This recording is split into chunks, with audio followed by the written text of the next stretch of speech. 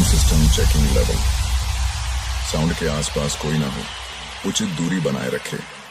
Base को check करते हैं। Base check.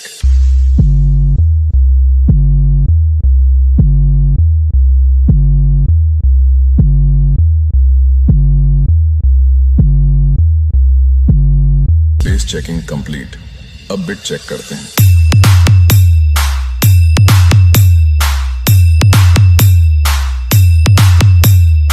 बहुत बढ़िया।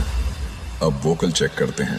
अरे बिहा करे बोलो तो कोन बिहा करले, এখন কোন লাভ নাই রে কত রাগালে।